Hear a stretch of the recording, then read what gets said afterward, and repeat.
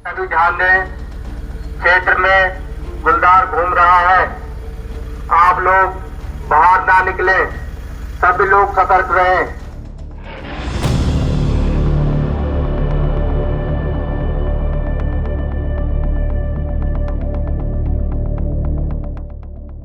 कहीं आदमखोर तेंदुए की दस्तक से लोग सहमे हुए हैं,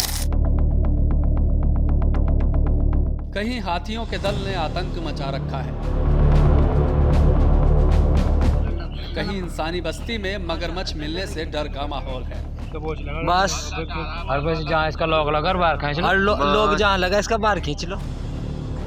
तस्वीरें उत्तराखंड के अलग अलग हिस्सों की हैं, जो जानवर जंगल में या आम तौर पर इंसानों से दूर रहते हैं, वो इंसानों के नजदीक पहुंच रहे हैं। इंसानी इलाकों में जंगली जानवरों की घुसपैठ बढ़ती जा रही है। नतीजा ये कि उत्तराखंड के कई हिस्सों में लोग खौफ में जी रहे हैं। हालात यहाँ तक पहुँच गए हैं कि देहरादून जैसे पॉश सिटी तक में भी खौफ ने लोगों को उनके घरों में कैद कर दिया है। तो सबसे पहले बात देहरादून की ही कर लेते हैं।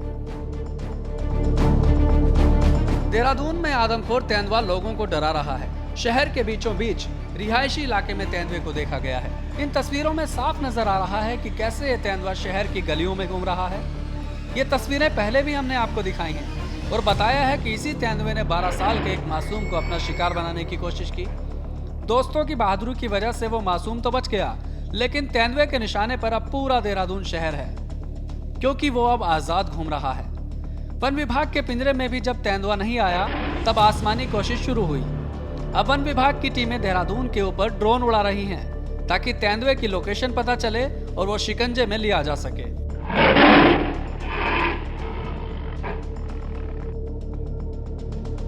वन विभाग ने कैनाल रोड और उसके आसपास के इलाके में सर्च ऑपरेशन चलाया। करीब 8 घंटे तक 40 से ज्यादा वनकर्मी 30 हेक्टेयर से ज्यादा जंगल को खंगालते रहे, लेकिन तेंदुए का कहीं पता नहीं चला। जिसके बाद वन विभाग के आसमान में मंडरा रहे ये ड्रोन तेंदुए को तलाश रहे हैं। रिहायशी इलाके से लेकर खेत खलियान तक, पार्कों से लेकर जंगलों तक, हर जगह ड्रोन कैमरों के जरिए तेंदुए की तलाश की जा रही है।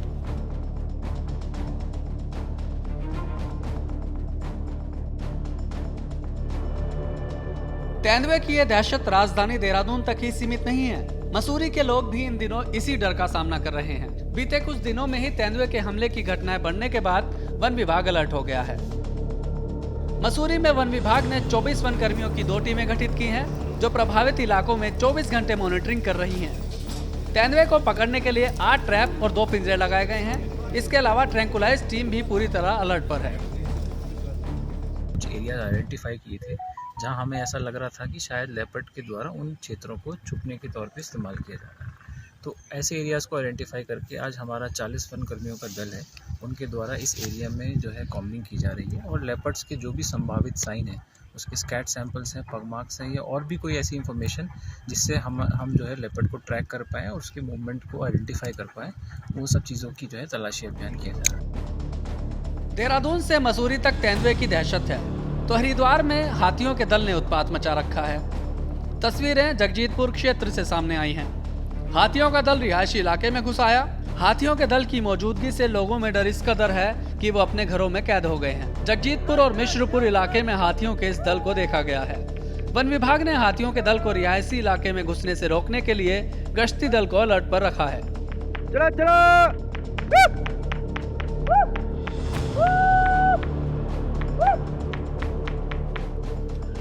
उधर रुड़की में एक मगरमच्छ से लोग खौफ में हैं। तस्वीरें हरजोली गांव की हैं।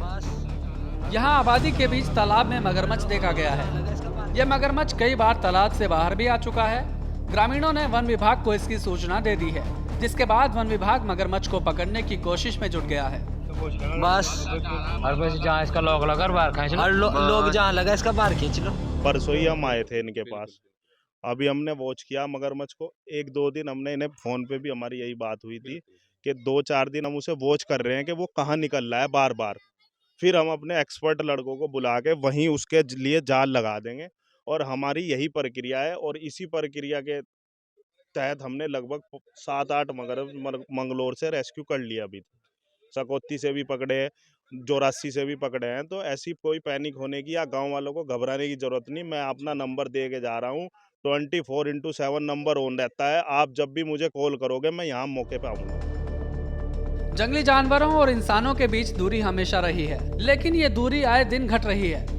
जानकार मानते हैं कि इसके लिए काफी हद तक इंसान ही जिम्मेदार है। विकास की अंधी दौड़ में इंसानों ने जानवरों के ठिकाने उजाड़ दिए हैं। इंसानों की रिहायशी बस्तियां ज्यादा बन रही हैं, जंगली इलाके कम हो रहे हैं। सरकारें जंगलों और जानवरों को बचाने की मुहिम तो चलाती हैं, लेकिन जानवरों के लिए वो नाकाफी ही साबित हो रही हैं। नतीजा ये कि जंगली जानवर इंसानों की बस्तियों में अपने ठिकाने खोजने लगे हैं।